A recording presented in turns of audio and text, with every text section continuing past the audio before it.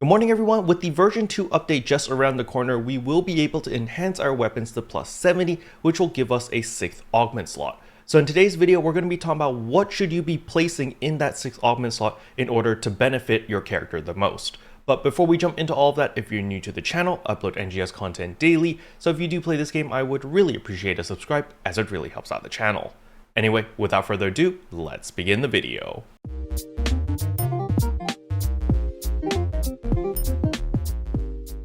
So the way I'm going to split this video up is through budget tier first and then endgame, alright? And keep in mind, this is just my personal opinion on how I am going to be doing things, especially on the endgame side of things, because I know there are better ways to get even more damage. If you just care about the theoretical maximum potency, I highly recommend you guys to watch Chrono's video, as he has spreadsheets, he breaks everything down, and mathematical formulas. However, I don't really want to open up spreadsheets, and I'm just going to give you the simple layman's explanation. So first of all, let's start off with the budget tier. So the budget tier augments are very simple. You're basically aiming for whatever gives you 3% potency. That is your number one priority, because there are capsules that give you 3.5%, there will be capsules that will give you 4% potency, but they get extremely expensive. So you have to pay a lot for that extra 0.5% potency or even that 1% potency.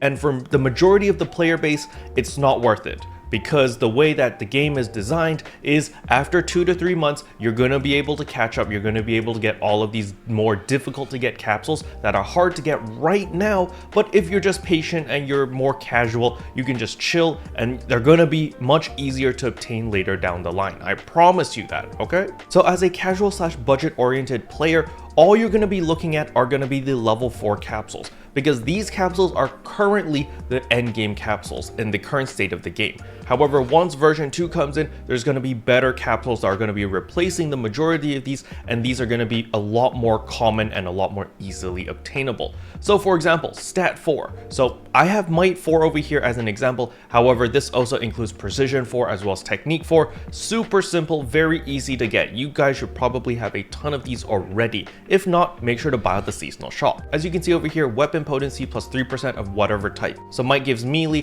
precision gives range, and technique gives, well, tech. So very simple over here. So this augment's going to take your number 1 slot. The next one is going to be Gigastat 4. Now Gigastat 4 is a little bit more difficult to obtain. However, with the new Gigastrugments becoming available, you're going to be able to obtain these very easily. The next one is a Soul 4, so you can go with any of the Stia Soul 4s if you want to do that. However, if you're like myself, as you can see, I'm actually using Dust Soul 4, which is not a very expensive capsule, simply because it doesn't give that much stats. It only gives 15 HP as well as 3% melee potency, versus if we look at Freed Soul over here, it actually gives 15 HP, 5 PP, 3% weapon potency, and gives a negative effect of all down resistance minus 10%. So for me personally, I don't really need the extra 5 photon power because I don't want any of these negative stats. So you can pick whatever soul you want, as long as it's a level 4 soul or above, you're going to be perfectly fine because they all give you 3% potency. So the first 3 capsules that I said are pretty much a staple for all classes. Regardless of what you're playing, you're going to want a stat 4, a Gigastat 4, as well as a Soul 4. Alright, these 3 capsules are considered your core. Now you have 3 more additional slots. What should you put? This is where things get flexible. I give you 4 options to choose from. The first one are the doable 4 capsules. There's a bunch of them. The main thing about the doable capsules is they give you 2 different potencies. However, it's 2.75% and not 3%. I recommend these because it's relatively simple to get and these are relatively inexpensive. The second choice is Alt Secreta 4. Alt Secreta 4 is good because it gives you floor potency as well as potency, but it's only plus 2.5% and there are negative stats tied to it.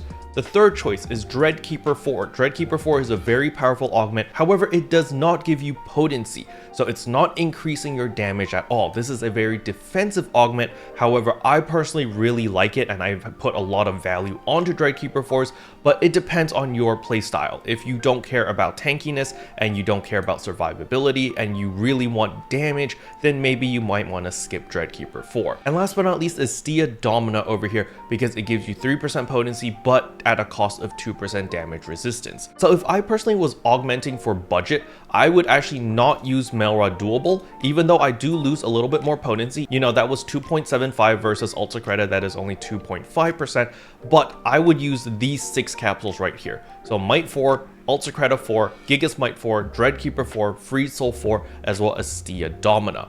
And the reason for this is because the Dreadkeeper 4, all of the defensive stats over here are going to cancel out all the negatives from Ultra Creta as well as Stia Domina, which is going to allow me to just gain the benefits basically. However, this again, it is budget tier. So you are cutting corners and there are compromises because you're paying a lot less Meseta for all of these augments. This is what I would recommend for the average player who doesn't really play this game a lot or doesn't have a lot of time or simply just doesn't want to invest a lot of money into their gear. This is probably something that I would look at. Now let's talk about some endgame augments. As you can see over here, my armor pretty much has some endgame augments right now. We've got an Addy Capsule, we've got Hal Finale, Mastery 4, Dust Soul 4, as well as Gigas Might 4. Now some of you guys might be saying that, Kero, you just said Gigas Might 4 and Dust Soul 4 is a budget tier. And yes, because these two are considered, as I said earlier, part of the core. I will be replacing these once version 2 comes out. Well, I'm going to be replacing a lot of these, or all of them, except for the Hal Finale basically, because there are better options. So the first thing that I'm going to be replacing is the Addy Capsule. The Addy Capsule, we are getting the new XD Capsules, which are the improved version of the Addy Capsule. So if you look at the Addy Capsule right now, it gives you 3% potency for 2 different stats. What's going to happen with the XD Capsule, I'm assuming, is it's probably going to give you 4% for 2 different stats, or possibly even 4.5%.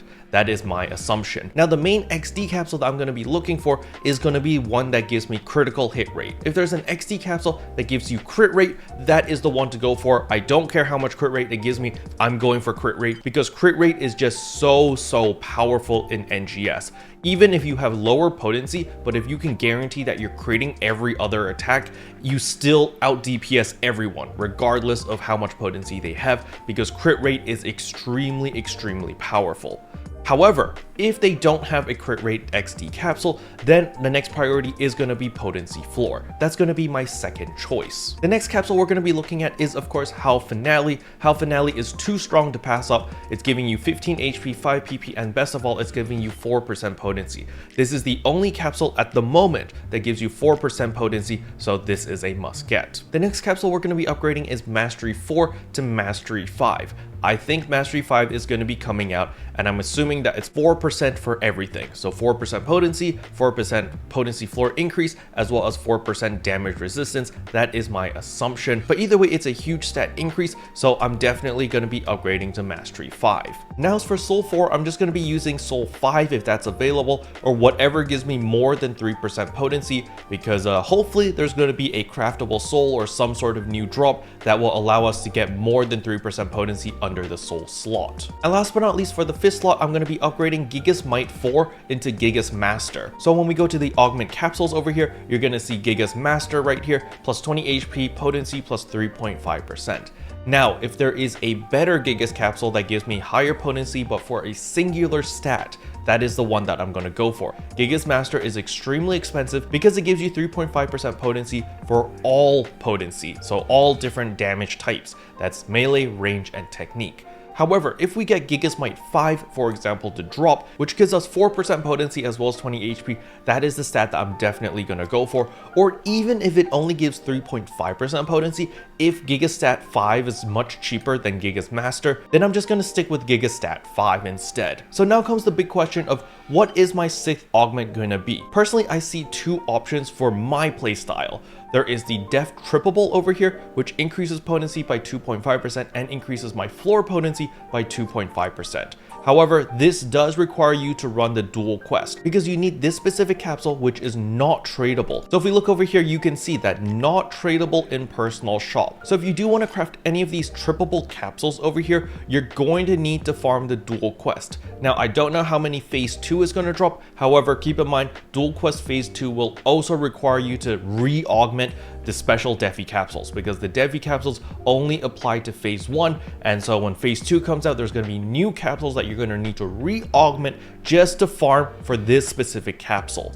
So personally, I don't think it's worth it unless you already have a bunch of these, But the nice thing is you can sell this on the market. So if you're the only one farming dual quest and selling these death trippables on the market, you are the one that controls the price because no one else is going to be farming this. However, you can bet your butt, especially on ship 2, that a lot of people are going to be farming this if the price is right. If there's not a lot of people farming it and the prices are skyrocketing, a lot of people are going to farm this to make a lot of money because the price is right.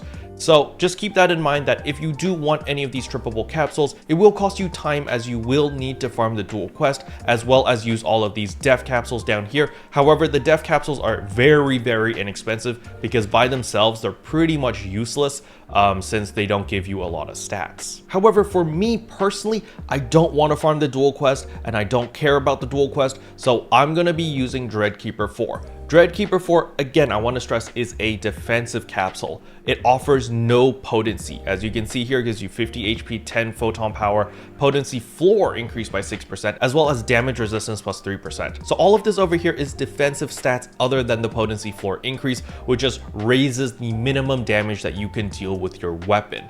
So personally, I am going to be rocking Dreadkeeper 4 on all of my gear. And the reason is extremely simple. It's because it's going to give me a whopping 200 HP as well as 40 photon power. That is extremely powerful. Not only that, I also get 12% damage resistance. It's not really 12% damage resistance because the way things work together is multiplicative, it's not additive. So it's still gonna be like 9% or 10% damage resistance, but it's definitely not 12%, so just keep that in mind. But the potency floor increase is gonna be massive. It's actually gonna bring up my weapon's damage adjustment from 50% to 100% all the way to like almost 75% to 100%. It is freaking huge. It really helps quite a bit. However, again, if you do have a critical strike XD capsule, for example, and you have a ton of crit, then you might not really value the damage adjustment that much.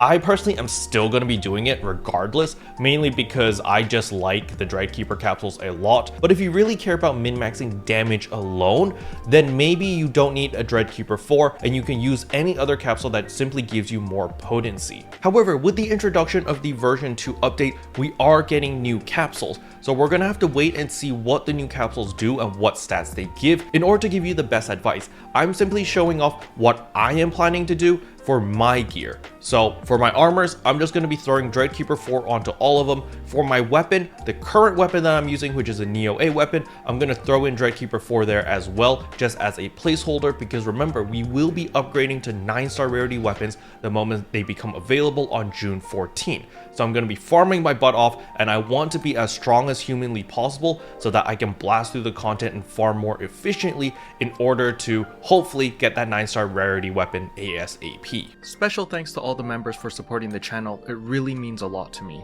Thank you again.